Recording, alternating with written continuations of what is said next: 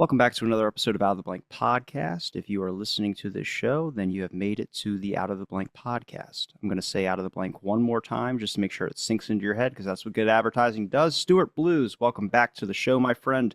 For the new audience members out there listening, please tell them who you are. Yeah, thanks, Rob. So I am Stuart Blues. I host a British murders podcast. It's called British Murders. It's about British murders. You see what I'm doing there with the repeating and the advertising? So that's my true crime podcast. It's about British murder cases exclusively. I do an episode a week, and that's about it. Check me out. If you are listening and you hear Stuart just introduce himself like that, we are done pausing because I had messed up the recording with AI companionship. Wonderful. Today's episode is going to be focused on motive for murder. And I thought, who would be the best person to ask about murder besides someone who spends all their free time researching, studying? So it's not really free, is it? It's technically work. Stuart, what is motive for murder? What concept? What puts it in the category of I found the motive of why this person would do this crime? The thing about motive, right, is that it's highly subjective. So when we spoke the other day and I said, oh, I'll bring some statistics to the table, one thing that's really hard to track is motive, because motive is not something that you can quantify in statistical data. However, there are some themes that I have discovered researching my podcast. So, for example, if we're talking about the rate of women that are murdered, this is in England and Wales. We have an annual homicide report that gets published, I think, every March. And it tells you the relationship that homicide victims have with their killer. Now, in around 42% of cases, women that are killed by their partner or a former partner. Now, let's think about motive for that.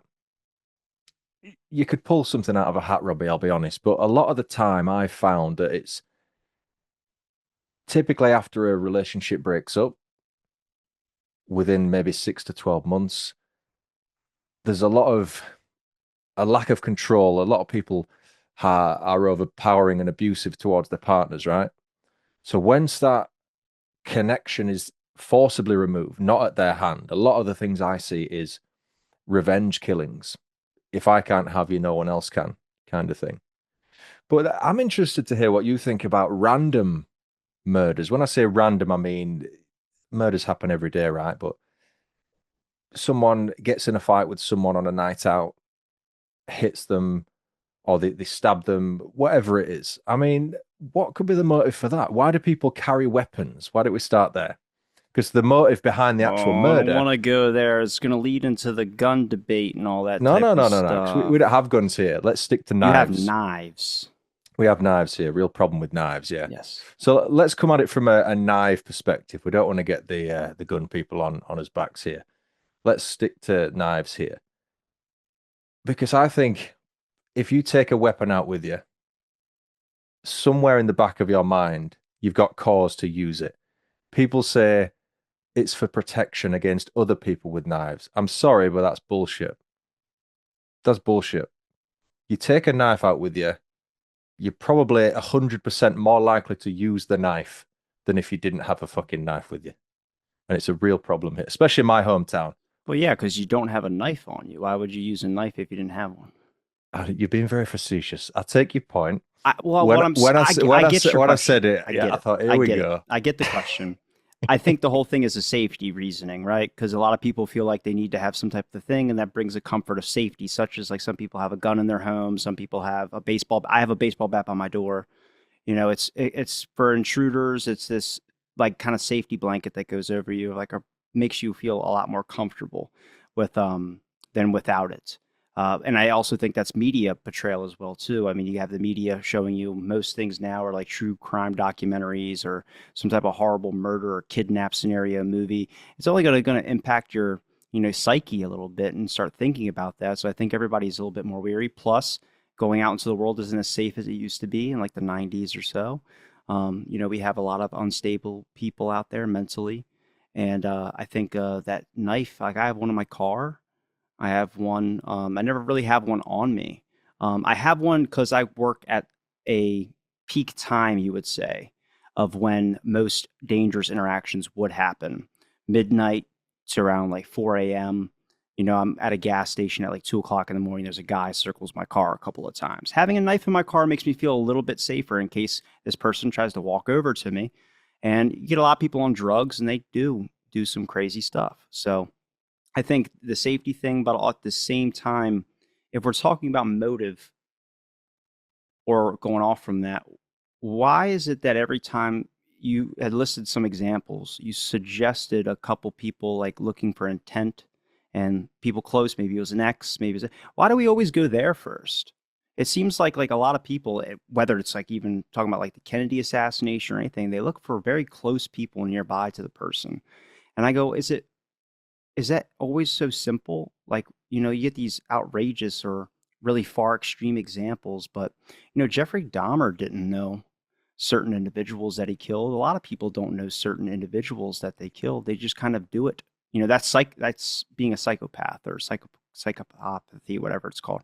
Um, but that motive thing, that's where everybody's brain goes to. Like if you're just a watching viewer, it always goes to like it had to be maybe a relationship thing or and it's just from bits and pieces they might have heard of a story or like a little break but we always go right to someone had to know this person. I think it's based on history though, because most of the time, 9 times out of 10, maybe even higher, people who get killed know their killer to some degree. It's just fact. It's just how it is. You do get your exceptions, like your serial murders are really rare. As much as they get a lot of media attention, they are rare in the grand scheme of things. And the exception doesn't make the rule. So the odds are of someone just going out and killing someone random. It does happen. Don't get me wrong. It's happening more and more. But for the majority of it, whether it's an accidental murder or manslaughter, we would call that, most of the time, it doesn't have to be your partner, but people typically know their killer. It's just fact. So, based on what's happened before, that's where your mind goes, I imagine, as a detective. You have to rule out those closest to the victim because that's probably where the answers are going to lie. So you're telling me that Scooby-Doo was right all along, that they had met the person in the beginning of the episode and at the end of the episode he's under the mask? I mean, that's how most episodes did play out from memory, right? It was Again, never it's just a like stranger. that's the education. That's why everyone keeps assuming it's somebody close to them. It's like now, we're not saying go murder, but at the same time, like if you were somebody, wouldn't you just go find a random person? Because then everybody be looking at all his associates and stuff. And next thing you know, you don't find them. But that's the thing, right? Because again, the motive most of the time comes from emotion. It doesn't come from someone who's, pardon the pun, dead inside, who just wants to kill someone. Most of the time, that's not the situation. If that was the situation, then you would just go out on the street and kill the first person you saw. But a lot of the time, it's in the heat of the moment, which doesn't justify it. It could still be murder. But let's say if you've broken up with someone and it was acrimonious and you thought, if you, I can't have you, no one else will, there's going to be a degree of planning. Even if you leave the room, grab a knife, and come back, that's kind of premeditation. There's no statute of limitations for how long you have to wait for it to become premeditation. It could be split second. But again, you just have to go on the history of who's most likely to have killed someone. Probably someone that knows them. First place you'd look is that person's partner, their family, their inner circle. Then you'd probably expand out to their friendship group, all the while piecing together their last known movements. We're fortunate now, right, that we have CCTV, we have social media, people film everything nowadays. So you mentioned that in the 90s, in theory, it was safer. Now, I would agree because I grew up in that time. I would go out and play from the morning until it got dark. And then I'd come home and have my evening meal. I wouldn't trust my kid to do that now, even though with more CCTV and stuff. But are you telling me that back then we didn't have as many bad eggs as we do now, do you think?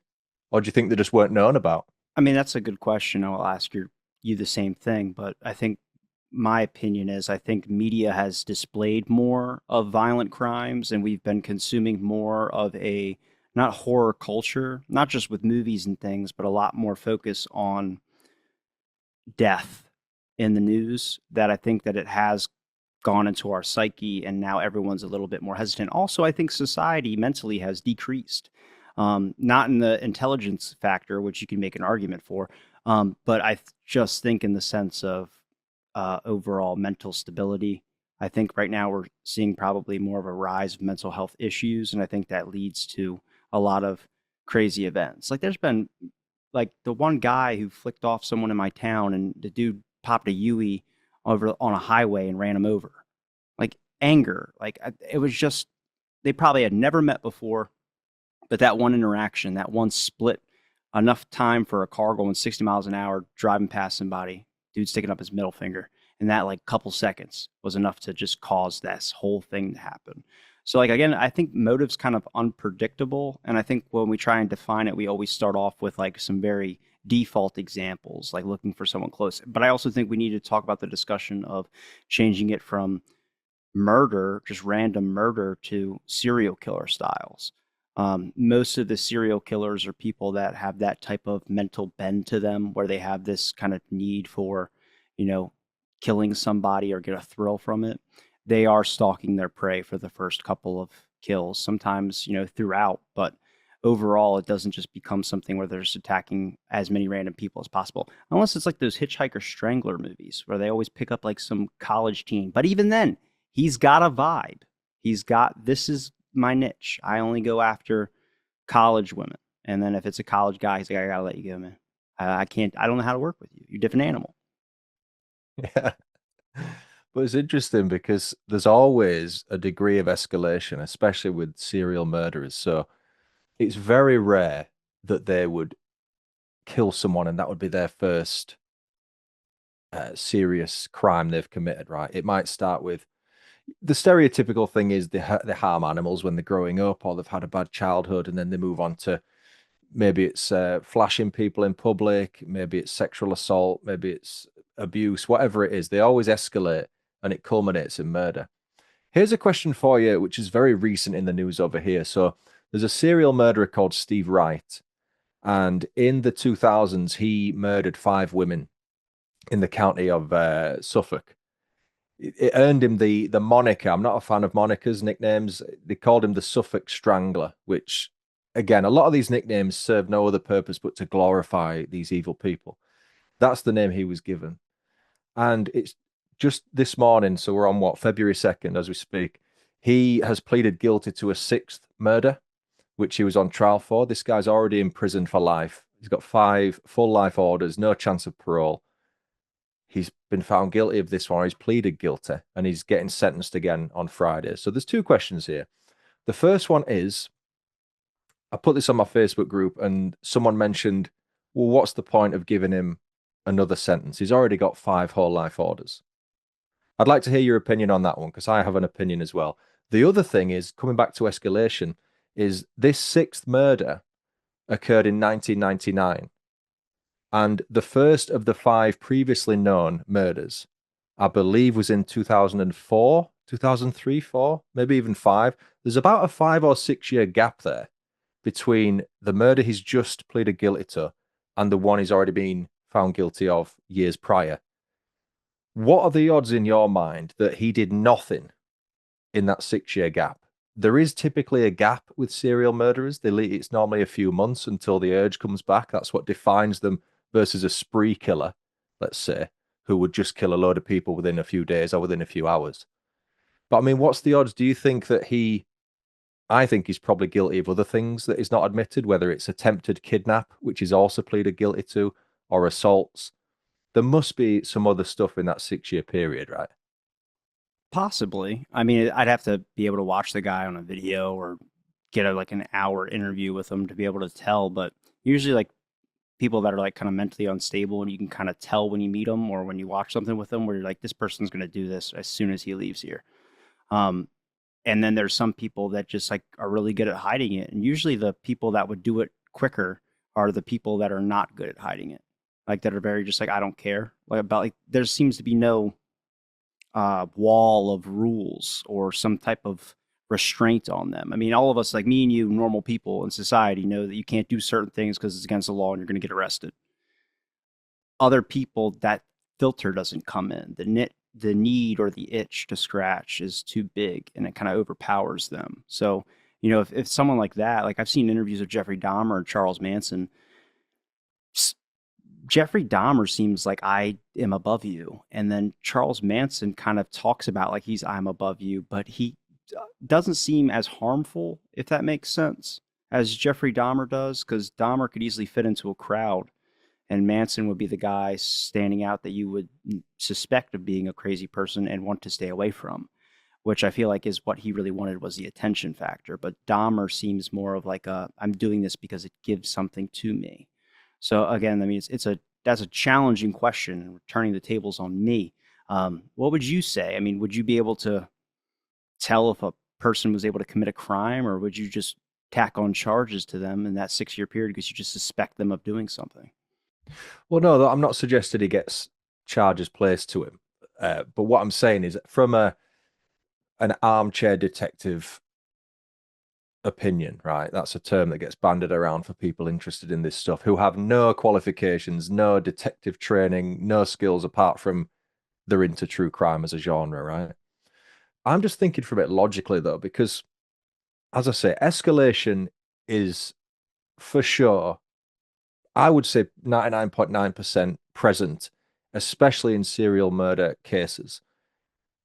He pleaded guilty to the murder of this 17-year-old. The day before he killed her, he also pleaded guilty to the attempted kidnap of another woman, this 22-year-old woman, who, if that would have gone the way he would have wanted it to, no doubt would have been killed by him. I think it's fair to logically suggest that we can't say who else did you kill in these 6 years. You can't put something to someone without evidence. That's the whole point of the judiciary system, right? You can't just go, right, gun to your head, who have you killed? Tell me now. It's not how it works, mate. You come to me with evidence and you try and prove my guilt. That's how it works. But I'm just saying, in that period between 1999 and 2005, let's say, knowing what admitted to doing on 2 days back to back in 1999, got away with it, which he has for 27 years now. Why would you suddenly stop for 6 years and then kill 5 women in the space of 2 years? It just doesn't make sense to me. I don't think personally you would need to, it's just my opinion. I don't think I would need to sit down with him to rationally come to that assumption. It wouldn't be definitive. There's no way I could take that to the jury and say he's definitely done something. But I think from an opinion perspective, I'm leaning towards the fact there's definitely other women or girls out there that he's done something to. Whether it's murder, I don't know. But based on what I know about him, granted, I've just thrown his name to you, so the information for yourself is lacking from what I know. I get that. There has to be others, man. There just has to be. I I mean, it's can't a see any other. probably a high chance of it, maybe. I think if you look at like maybe past examples, but at the same time, if you're trying to get someone to admit something or trying to find out if there was, how would you get that if he's not going to be willing to give that information to you? See, that doesn't strike me as a true psychopath, because a lot of people that are of that psychopath energy or that type of thing, they will be more than happy to tell you about what they did. And actually, it's kind of like the whole point of why we don't popularize terrorist name in news magazines or on TV anymore, is because we realize that people were just doing it for the attention. But I don't know, like, see, again, unless you want to get him into an interrogation room and forget about his rights and kind of stick a gun to his head and just get him to try and admit to it. But who's been kidnapping people or murdering people would even care if you stuck a gun to their head? What, they don't care. They like the thrill, they like the energy, they like the aggression that comes with them doing the act, or some type of environment of the act is why they keep pursuing it. Again, I don't know, like I said, I'd have to watch the interview with the guy you're talking about and I'd be able to justify it a little bit more. But I think through this discussion, you're kind of highlighting to me something that I had a question about motive, is that I think it varies, right? Not just on the specific thing of motive, but when you're looking at something to understand motive, there's many different scales to measure that from. It's not just the simple like, oh, it had to be someone close, or it had to be something that we might have experienced, which calls us reasonable suspicion to look at. I had a crazy neighbor one time, and all the neighborhood pets went missing. We're looking at different scales now. We're kind of taking it. Are you basing this as the normal mental health of maybe the average person, comparing it to uh, individual in later years that might have had a sharp decline or something? You're now looking at different things to measure where you're going to put them. Like, how many cases do you research into?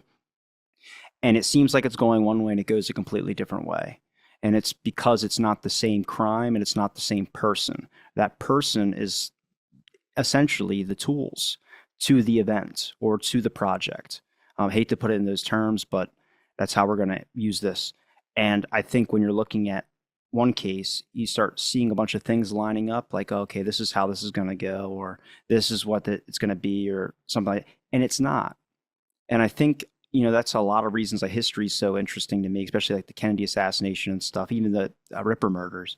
Um, the pieces are there and they've been there, but putting it together is difficult because everyone starts with the motive and starts going into their own theories of who and why, and this person's background fits exactly what this thing is and what this thing will be. But maybe we don't have everything, and an investigation is only complete if the or works is if all the people that are doing that investigation participated correctly.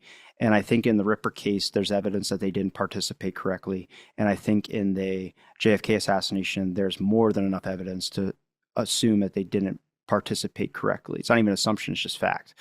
But that's like that with these types of investigative series and all these things. Like when you're watching, what is it, Catching a Murderer or something like that. Like that took a long time to get that even finished. And we're lucky out of all the unsolved cases that some do eventually get solved. But a lot of things are just difficult to understand because people vary so widely. Yeah, I mean, the one thing that I'll stress though is patterns. I think the patterns of crimes that have been committed, each one is unique, as you say. I've just worked one this week, which was an unsolved case, the murder of a woman. But while researching it, there's so much information about this guy who was wrongfully convicted of her murder that the episode took a complete left turn. Whereas it's as much as it is about her and she's a victim, the one that the information's about is him because of this massive police corruption scandal in the 70s. Really interesting case, by the way. I'll have to tell you about that another time. But You can with tell me the about it Ripper now if you case, want. well, I could tell you about it now briefly. I mean, it's basically this woman Annie Walsh was killed in a flat in Manchester. Brutal assault. She was hit in the head 16 times with a blunt object, and She was flattened. Is that what you said? She was flat or, she was or in in a a flat. flat? Oh, an In a apartment. flat, an Oh, apartment. Sorry, yeah. I keep forgetting to sorry.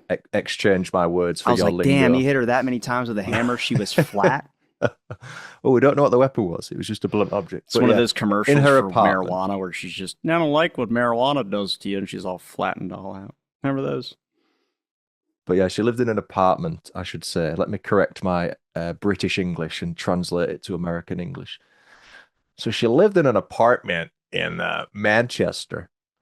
The Why does it go south every I time? You don't do know. a white guy from It's just the Alabama. default. It's the default accent for me. So there was another guy who was living in these blocks of apartments. They were called the Crescents, and he lived in a different one, which is nearby. And 4 months passed, and the police were nowhere near solving this case until all of a sudden they knock on his door one day. When I say they knock on his door, they barged through, got him, shoved him in a car, and took him to the police station. They beat the shit out of him for 2 days in a police holding cell and forced him to sign a blank piece of paper. They filled in the rest. They didn't ask him if he'd murdered her. They told her that he'd murdered her. A real massive corruption case in this one police station, which came out years later. Between, I think, 73 and 79 or something, this copper was leading a group of other coppers that were all corrupt. So he ends up getting sent to prison for 25 years, this guy. While he's in there, his dad dies, his sister dies, his girlfriend that he had when he was arrested, who was pregnant, She died. She'd already miscarried while the trial was ongoing. She died from alcohol poisoning. He thinks as a result of the mental stress and impact of what happened to him. He gets released 25 years later, age 45, just in time to care for his mum a little bit because she's seriously ill. She then dies from cancer. And this guy is so traumatized by it. He's gone through doing drugs in prison. He's now in a state where he has to do drugs every single day just to numb the pain. He can't sleep in a bed because he's so used to cell conditions. He just paces up and down in his bedroom. And he gets £250,000 compensation, which is £10,000. I don't know what the dollar equivalent is, but £10,000 for each year that he's spent wrongfully imprisoned. And he's still campaigning. He's never to this day received an apology from Greater Manchester Police. And their reasoning now is basically we can't expect officers working now to apologize on behalf of officers that worked at the time and that were corrupt. So this guy's life has been ruined for a crime he didn't commit. He was forced into giving a confession, and he's not even had an apology. And he wasted all the money on, I think he said, drugs, women, holidays, and gambling, I think, and alcohol, I should say. But yeah, crazy. Didn't even do it. Still unsolved to this day. And that poor woman who gets pushed to the back of the story, I think all her siblings have since passed. It's just unresolved, sitting on someone's cold case desk. So why do we put so much faith in investigations then? Like it seems like as soon as someone says the police investigated it and they found this, it's like that's everybody's okay, well, job's done and move on. I don't know. I always question that. You've always found it like, I don't want to talk about conspiracies whenever I brought up the JFK stuff, but that's exactly the same scenario.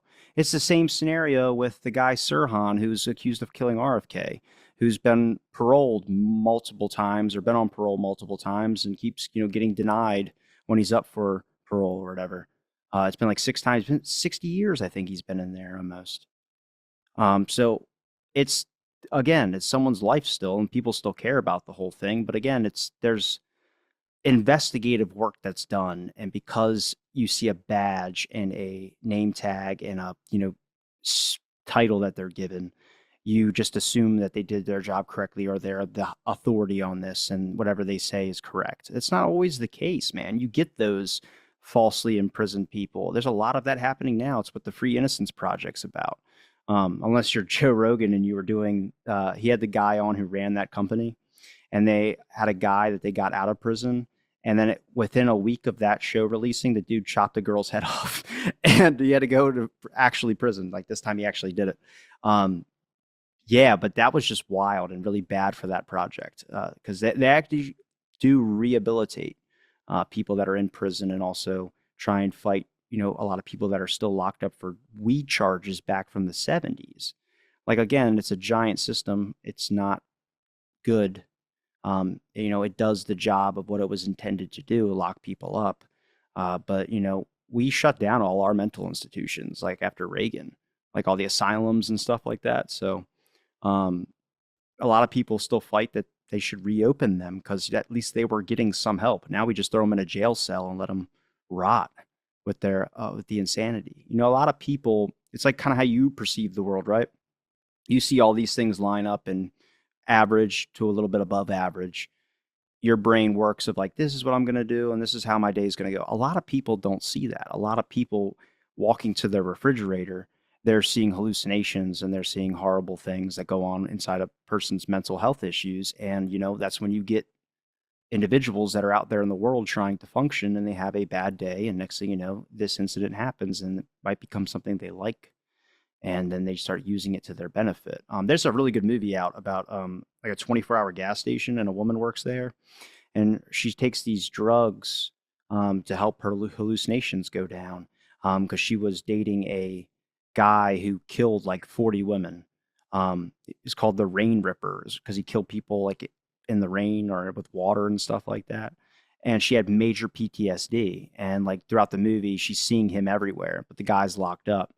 And it turns out he wasn't locked up. He broke out and it was actually him being there. But she was seeing like other hallucinations of women dying and stuff like that randomly. And it was like made you kind of think, You know, you Man, I we was going to watch it, Robbie, but there's no point now. I mean, it's a 3 hour movie, so you got other things in the going on in there. But again, going back to like the whole motive for murder type thing, when you're looking for motive, are you putting yourself in the scenario of the investigator, or are you putting yourselves in the scenario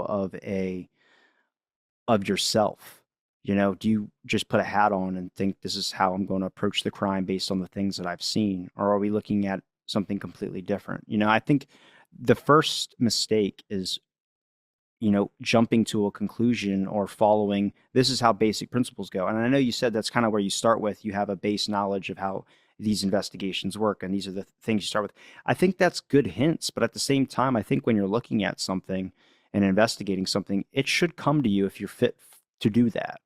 You know, a lot of investigators, like it just kind of like, you know, they jump down on the scene, they're looking around and like they're piecing stuff together, their brain's working in so many ways.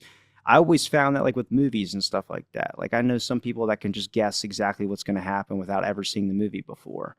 And it's like they just kind of are not really, they're going by what their brain is comprehending rather than looking at like we're going to start with this and this and that's why investigations take forever. It's because they start so long working the basic paper trail type thing. They might get their guy or they might not.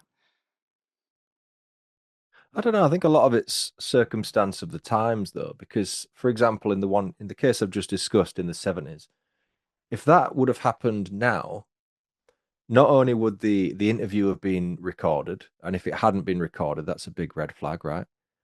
The arresting officers would have had body cams on. There was the only real evidence they had was this pair of jeans which had blood on them, which they said was his. Tests much later proved it wasn't his, it wasn't the victim's, it was the research says it was someone who'd had a miscarriage, so I'm assuming they were his partner's genes. That's not confirmed. But I think a lot of this stuff, going back whether it's JFK or RFK or whoever, because this shit's so old, as in it happened in a time that was primitive when it comes to technology. Does that ever enter your head that a lot of these, even high profile things, if they would have happened now, do you think there would still be the same fascination with them because of who the victim is? Because a lot of the fascination, I think, is the theories around it. Now, you will argue that a lot of the theories are actual fact. I don't know enough about it. The mainstream person, the layman, doesn't. But would there still be as much interest in that nowadays, do you think? No, I can actually tell you a lot of the theories that are out there. I try and find the reasonable, like what's the most plausible explanation, and I do think you have to do a little bit of gymnastics to get there. Mostly because the conspiracies or the theories, um, like Johnson did it with killing JFK. Why? Because there was a bunch of scandals coming out on Johnson. They all dropped because he became president. He had the most to gain. Like you're looking for basic motive templates of like why someone would commit murder. But if you look, everybody had something to gain from JFK's death. Like all the people in the administration or positions of power, the FBI, the CIA, and then they didn't care about JFK. So why would they investigate it? So it was easier just to wrap it up. Like that's not hard to believe. It's just a sense of like it kind of debunks the Johnson alone did it or orchestrated it. And then you look at his oil profits and you get into all this minutia stuff, which is could be true. Again, I think when it's something is rushed or an investigative isn't done properly, you you especially a topic that's been researched for 60 years, you find web connections to everything. Like you end up digging into some second cousin related to whoever, and you find out they were related to this person who knew George Bush. It's like it's not part of it. It's just other extra shit. Like you're just digging in now to a whole other issue. You know, like that's with these theories. I try and like look at it, but again, even if we take like the Jack the Ripper case, okay, you find someone whose strictly victims were women, prostitutes or whatever, or single individuals or people dealing on hard times or something like that. Then you start looking at other crimes or anything else that would have happened in other areas to see if you could track it to certain movements or whereabouts or locations or time frames. And then what? You boil it down to, all right, he collected women's parts. So could it be the guy who's a traveling doctor who has jars of body parts in his basement? That seems very suspicious and probably the high percentage chance that it's him because you're connecting the dots, but it couldn't be. It could be, couldn't be. It's the kind of the thing when you don't have the right answers or there wasn't an answer. That's why in these investigations they want to get them solved not only as quickly as possible if there's hostages involved or there's people that could still be out there, that could be victims. But at the same time, you want the people to have an answer because people want to feel safe. So again, is it the investigation that we blame, or is it the people that we blame for wanting an answer so quickly, causing pressure on the investigators? That old thing of fire incident, whatever, how like a house burns down and they get a person to come in there and check to see how the fire started, a fire inspection. That's a class you take online for 3 months. You can take it online and get your certification in it right now, and then walk up to a police department and be certified to do that. Blood splatter analysis also was proven by the Innocent Project to be bullshit. There's a lot of things that are problems and are not admissible in court anymore because not only, like you said, the technology being behind, or now it's evolved and it's not admissible anymore, but the whole factor of like even back then, I don't think the necessary tools of investigating are any different than the ones we're using today. I mean, besides the technology, yes, but I think the concepts in our minds and where our minds go, I mean, I think it adapts to the time period a little bit by maybe evolving depending on if society's mental health goes down or up. But I think it's still the basic strategies of investigation. Even like talking to someone about like the Natalie Wood uh, death where she drowned and it's unsolved how she drowned, whether it was murder or not. They got it changed to an unsolved death. Um, the investigators' notes I have, the original investigators' notes, it's the exact same shit you would see on a documentary now. It's basic principles, taking statements from witnesses, trying to find out whose story doesn't add up to all the others, and then going through. That's a good template, and it's obviously worked all these years later. But again, you're when you're talking about a murder crime, I think it's just impossible to guess. And I think we should give, like, with investigators and people who study true crime looking to try and solve and find an answer, I think it's kind of just like one of those Rubik's cubes. Some people know how to do it and some people don't know how to do it. And I don't think there's a really tool or method to it. I think you just have like this inherent, like, when you feel like eyes are watching you in the back of your head? I think it's like that. You just kind of like have a sense for this. Like this is something that you were meant to do. And I hate to say it and make it sound so omnificent, whatever you want to say. But to me, it's always been so weird how I could see certain things and people couldn't see it, but then other people could see it better than I could. Like see the whole piece to it. Maybe I only had a piece of it. But I'm not just talking about the Kennedy stuff. I'm talking about all over on any subject of mysteries in general. We know people that can do an escape room in a minute flat. Um, Compared to other people who have like, I don't know how, and they end up pissing their pants in the room, like the guy from Impractical Jokers did.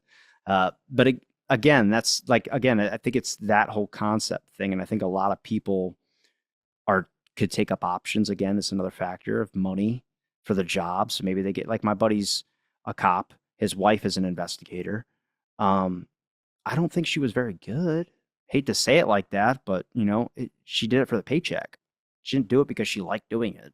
I don't think anybody would like to solve murders all day, but some people do. Well, I think that's a mindset shift because I've spoke to a lot of police officers who've since retired. Typically in the UK, they they're normally in the police for 30 years because then you get your full police pension after that. So they want to, back in the day, being a copper was a lifelong career choice. And I think you're right about the social aspect of people's minds, whether it's, I don't know, whether it's increasing, decreasing mental health wise, or whether it's just people now see stuff as just a job. But for me, being a police officer, a detective, whatever level you are, that's not a normal 9 to 5, get your paycheck, go home, don't think about it until you start your next shift kind of job. I think but the problem then is the force is so stretched thin that they need whoever they can get because they need the numbers. So then you get people applying. Maybe they're not as competent as you would like, but it's someone willing to do the job. Okay, they're willing to do the job, but they won't come in if they've got a cough or a cold because I get sick days, so why should I? It's just a job. Well, that's not really the mentality we want when you're out there protecting and serving the public. But what can you do? Reject them and then have even less staff than before? I think it's a mindset thing, me, because people just don't want to do things for more than a couple of years anymore. Because you could argue they see people on social media posing with yachts and Lamborghinis and shit they don't even own and thinking, oh, I want to be that rich. How can I get rich quick? Oh, I'll buy this course on how to sell things, or I'll join a marketing scheme or whatever it is. People are sick of doing the mundane 9 to 5. And I think, sadly, a lot of people include being a police officer as just a standard job. It's not. You can't go in with that mentality because if you're got that mentality and you're protecting me, you might as well not be there, right? True. I mean, I support police more than a lot of people do, which because I have I friends do that are too. cops. I Of understand it's a difficult job too. I think course. a lot of things get shown from the perspective of one besides the body cam footage, but a lot of stuff is shown from the side of the person that the cops are going after, and there's always some reason why they're doing it. They're not just doing it to do it. It's Whether it's a edited footage as well. That's the other thing. So there's whatever people post online, they will only post what benefits their agenda, what makes them look good. If there was, you see a lot of people do you know what an auditor is? Do you have auditors over there? yeah, we have auditors. Yeah, but I'm talking about the people that go around the street and film the city centre. Oh, I thought you were talking about people that look at my taxes and audit that Well, shit. no, that's an auditor as well. You would You're get talking an about audit. auditeer. I don't know. It's auditors we call them. There's two E's in Auditeers. it, I believe. Not in British English, I don't Oh, think. not in British English. Not in proper English. Why don't you But yeah, speak American, damn it? you know the sort of people I mean, though, right? Yeah. And they have these channels where it'll be, someone comes up to them and they'll push them away and they'll look like, oh, I'm defending myself. But why don't you show me the previous 5 minutes where you were antagonizing them? But you won't show that because that reflects badly on you. And that won't get you the clicks and the attention and the monetization that you so crave. You'll cut that bit out. It happened in court when my dad was on the jury one time. There was a police officer who said this guy had attacked her that they were trying to chase in a supermarket. And the footage that the prosecution had put forth as evidence made it look like that. But the jury demanded to see the full clip. So they gave him the full clip. And the woman had accidentally cut herself while chasing this guy and tried to blame the kid. It's all context. If you hadn't have thought to ask that question, people believe what they see, which is so dangerous now in a world of AI and stuff. It's so, so bad because AI is getting scary good now. It's It crazy. it's good, but there's tells to it where you could tell it's There just are there are for the people who know what they're looking for, but for Bob and Mary down the street who are in the 60s, they might believe that there's a gorilla doing the Charleston down the road. They I might. hope so. They might. It's possible. I hope so. That's just the world I want to live in. No, but yeah, but taking it back to what the original kind of thing was with motive. I mean, would you say that researching or investigating true crime and all this, do you think that it's always 100% using a template guarantee? Do you look at like how these things change and all these influencing factors when you're reading something? Do you just try and bring up a bunch of different things in your head rather than use the basic strategy? I know so many people that do the same exact routine every time they're going to tackle a challenge or something like that. Is I'm going to attack it from this, this, this, this. Do you have that all pinned out in your head before you go into it, or are you just reading it and then kind of letting your brain go where it goes? It's probably the latter because the only thing I do is when I pick a case to research, I will literally open as many tabs as I can, all the information, whether it's from a newspaper archive, whether it's from a media outlet, whatever it's from, whatever I'm using as research. And you'll like this being OCD. I put it all in chronological order. The fuck? I'm I don't have talking, OCD. yeah, you do. How You do you said you know? did earlier. You literally told me earlier on this chat. I don't remember that. Well, you did. I'm telling you. You can when you edit it, I'm sure you'll hear it. You had before we started actually, because you were fiddling with the camera, right? You said that's Oh fine. shit, yeah, I remember that now. See, memory is a good thing to have when you're investigating. But yeah, I will open everything chronologically. I'm talking date order, and if it's on the same date, the time order as well. And I'll just literally go in with a blank document, not knowing anything about the case. To be honest, motive, it doesn't really enter my head because when I tell a story, I'm telling it from an objective viewpoint. So I don't really intersperse my opinion throughout my stories. And because I focus more on the victim than the perpetrator, which is sort of a 180 of when I first started, I was very heavy on the perpetrator, but I've since taken a different path from speaking to victims, family members, going to events and panels and stuff. It's the right way to do it, in my opinion, focus on the victim. The motive, it's almost, I don't want to play it down, but it almost feels secondary. I'm more interested in who the person was, perhaps their relationship with the person who killed them. The motive, I guess, comes naturally. So let's say they were a couple, they separated. It's mainly women who, in the cases I get suggested to cover, do get killed. I cover men as well. But let's say it's a woman who's left her abusive partner. She started a new relationship. The guy's not happy about it. He gets revenge and kills her. Now, every time a similar situation like that happens, it is different. It's unique to each person and each person's relationship. But I'll bring it back to the start. There are patterns and there are commonalities. So sometimes when I'm researching it and I can see this is who the victim is, this is who killed her, it was her boyfriend. I mean, immediately, I'm sure you'd be the same. You probably think this is a relationship gone bad. He's wanted revenge and he's taken it out on her. I guess I would have to look at the injuries, right? Isn't that another thing that you do when you're investigating something? You look at the injuries, how brutal was the murder, to tell if it was done with like, oh, there's like, what was that? That guy that got stabbed in my town. It was like 112 times he got stabbed, and it turned out it was like a gang killing or something like that. It was done with like personal thing to it because of the insanity of the crime. But like, if someone has like a bruise on their eye and they were just shot or something like that. They were beaten probably before they were shot. You're not punching a dead body unless maybe that's your fix. Um, but I don't know. Like, see, again, that's analyzing the crime factor of it. But I think we've all met people where you're like, I don't know how many times I've seen a documentary and they've done something like, I can't believe Paul murdered those people. And I'm like, you couldn't believe it? The dude's a psychopath. He wore a suit. All he did was go to work, go home, and wash his car at 3 o'clock in the morning. That's the first guy I'm fucking suspecting of committing a crime.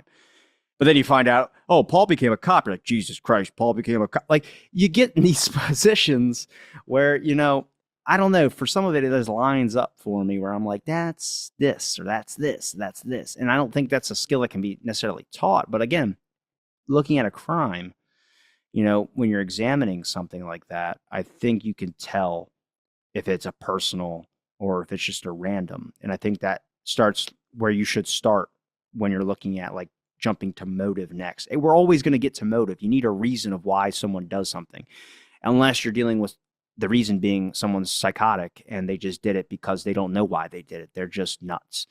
Overall boiling factor. Why do we need to analyze motive? Or why do we need to look at that when trying to solve a crime? Again, that can limit your suspects. That can limit so many things down and start narrowing things down to where you want it to be, because we end up having to find an answer somehow.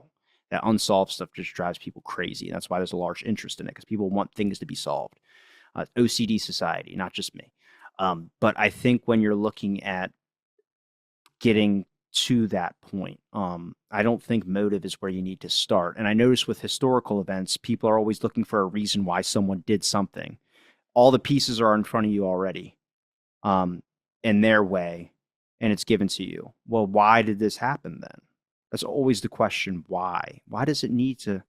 Why does it have to lead to that? Why does he have to be the one that did it? Why does he have to be the one that did it? Why does this person or that? Why does it have to be all these things that you feel like you need an answer for?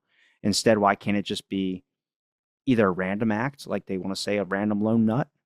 But again, the evidence doesn't fit that with like the Oswald scenario, because all the evidence that came out was after the fact, and he's on many recorded conversations talking good about Kennedy, which wouldn't make sense why he would kill John Kennedy. And again, why would you do it from your work? There's a lot of things pointing the opposite way, And I think it's just the whole factor of like people got an answer by the government, the FBI. And again, our Secret Service back then were people in their mid 20s. I know a Secret Service agent. He comes to my gym all the time. He used to work for Joe Biden. He doesn't work for Joe Biden anymore. And I asked him, what were the credentials you needed to be a Secret Service person? They did a health physical on me and, a little bit of like a introduction background type thing. And I was good to go, but you don't need to have military experience. What the fuck are we talking about? It's the position of protecting the president. You don't need military experience. I think we have an unrealistic expectation on I guess what we put in our law enforcement sometimes. And I think when you get down to the bare necessities of them just being average human beings, what would you do if you were put in this scenario and you had all this surrounding information given to you? Like explaining bad interactions with cops. Same thing with explaining motive for some person. Take their life, take the information, look at their backgrounds, and try and find information and put yourself in that scenario. Would that lead you to some type of mental distress? Would that lead you to some type of psychopathy? Again, I think every person understands, like with the Mendez brothers, being abused by their parents and all that type of stuff, whether you want to say they were molested or not. A lot of people be like, I fucking get it now. I think we had this conversation a couple episodes back. And I think it's about like not putting yourself, and other people do this while they watch true crime. It's actually a large percentage of people do compared to the people that just watch it for the serial killer. They put themselves in the victim's shoes. I think that's why women love true crime so much. I had a researcher on here explain it. He said a lot of studies found that women put themselves in those scenarios of like if a killer was after them or those true crime type things and try to see what they would do. Much like if I asked you the question of what would you do in a zombie apocalypse, a lot of people have an answer to it because they thought about it. What would they do if that's in that scenario? It's just themselves getting into the mix and putting themselves in that situation, which I don't always think is wrong. I just think you have to factor in other things too, that you might not be thinking the same way that person is thinking. You can try and put yourself in their mindset, but I think it's impossible to understand why a person does a murderous act. And you can say, well, here's the reason why they did it. Well, okay. Do you truly understand that on like a core level of why they did that? Because I can tell you, I can sit here and listen to a sermon of a priest for 4 hours long, and I still don't know what the fuck he's talking about. But at the same time, I do not understand a single thing about like the whole higher factor. Doesn't factor in for me. So it's again, are you really soaking in the information? I'd just like to say that I would, in the case of a zombie apocalypse, I would head straight for the Winchester. Rifle? No, it's a pub. Oh, Have you seen Shaun of the Dead? I love Shaun of the Dead. I just don't remember if it was Winchester. It's been a while since I've seen that movie. Yeah, the Winchester. It was the pub, wasn't it? Did you see That was the the. Alien one, Paul, that he came out? Yeah, Did you look at his shirt in the movie when he was in the RV? It says Invincible, that new superhero animated series. I don't know. It's lost on me that. That movie came out in like 2008, and the series didn't come out until like 2022. Spooky. It was. I mean, it's a comic, but it was just interesting to see that like that's the trendy thing now is that Yeah. superhero show. All right, go back to the motive thing. All that stuff I just said. Well, you said a lot, Robbie. I'll be honest. I always do. Talk about it. Felt like I was listening to a 4 hour sermon then about a higher power. Look what Jesus did. Look what Jesus did. I'm just kidding. I don't know. It's a weird one because the motive, as far as you need that to figure out who's responsible, right? I guess I get that. But ultimately, you bring it back to Jack the Ripper. We're so far removed from that now. Let's say it was concrete that Jack the Ripper was one person. There's so many debates about whether it was, they were even linked, whether even all of his victims were sex workers. There's so many things out there at the moment. But let's just say, for the sake of argument, Jack the Ripper was one person and there were 5 women, all sex workers that he killed. And he was this traveling doctor that you alluded to, right? Let's say that is fact for the sake of this hypothesis. If we were now told, breaking news, Jack the Ripper's motive was his mum was a sex worker and he hated it, so therefore he took it out on other sex workers. Would that really make one shred of difference to what he did? The reason why? Because I think it's interesting the stuff you were touching on it, and it makes me think this is why, for the thousands of true crime podcasts out there, that every one of them really is slightly different, even if you're talking about the same story. Because if you and I had a task for college and it was like, right, research a case and present a paper on it, we could be given access to the same sources for the same case, but we would report on it differently. You would perhaps go in looking at an angle from whether it's a motive perspective, or you might start with the end and then go back to the beginning and have an action. But you might do it more of a Netflixy way, entertainment, whereas I would go pure chronological and keep it objective. You might throw your opinion in there. But again, how important is motive to the general public? Does it matter? Most people look at things through. I've got my hand here looking through like an OK sign. If It's you a listen to keyhole. this, a keyhole. Yeah, thank you. It's called a keyhole Most perspective, what you're talking about. sure, most people look through a keyhole, let's say, and they're happy with that. Everything's in a neat little package. As far as they're concerned, like most people on the street, if you ask them who killed Kennedy, Lee Harvey Oswald, that's the answer you're going to get, right? And people get on with their lives because they want to know some of the information and they think they do. The fact that they don't know more doesn't affect them at all. And I just don't think everyone has it in them to step back, open up that field of vision, like someone like you might, if you're interested in it, because they don't need to.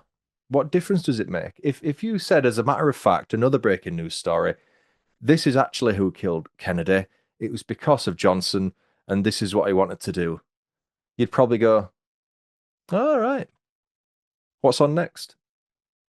Do you not think? Well, Most it's people? even like the Charlie Kirk shooting that happened, and over here in the states, the guy got assassinated, and Yeah, yeah, I remember. Yeah, yeah, people stopped caring after a couple weeks. I mean, you have to but move that's the on thing. eventually. That's the thing. Like that was rampant all over. Even if you didn't follow the guy or know the guy, it was on our mainstream news, which shows how much of a profile he had. Love him or hate him. And that was on everyone's social media. Everyone knew that name, even in the UK, where he was pretty unknown, I would say, before this. But now, when was it? September, right? I think it was around about 9/11 time, I A think. little bit before that, I A think. little bit before. Okay. So that's what, October, November, December, 4 months, 5 months ago, nearly now. I've not heard a peep about it in a good 2 or 3 months over here. Time has just passed, and it doesn't lessen anything for anyone that's lost a loved one. It's just the majority of people aren't interested enough, as much as they think they're into stuff like true crime, unless you're really following it devotedly, and that's your only hobby. Most people just look through the keyhole. That's what the information is. Okay, move on. I think a lot of people just want to hear a thrilling story as well too. They want They want to be everything. entertained. They want the beginning and the end, and that's even with true crime podcasts. You know, a lot of people don't want to do the detective work to do it.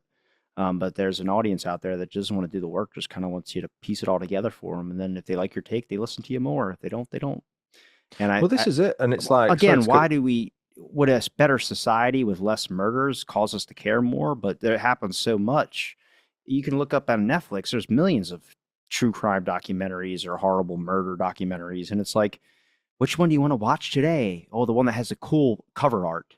It's like, okay, I mean, the crime could be worse or better, or I don't know. It I think it's because eventually people are more consumed with their own thing. You know, if it's someone relating to you who gets murdered, you care. Um, but again, if it's other things of, you know, someone from another state or something like that, you're going to have less interest in it because you have less stake in it. If it's in your state, you have more of a stake in it. It is, and it's one of those things where you can see it on the metrics. So if you do a case that is, let's say my audience is women aged between, I think it's between 45 and 65, right? That's my key demo. So if I suddenly cover a case of an 18-year-old lad killed by two other 18-year-old boys, I'm sure there's a group of the core audience that would still listen.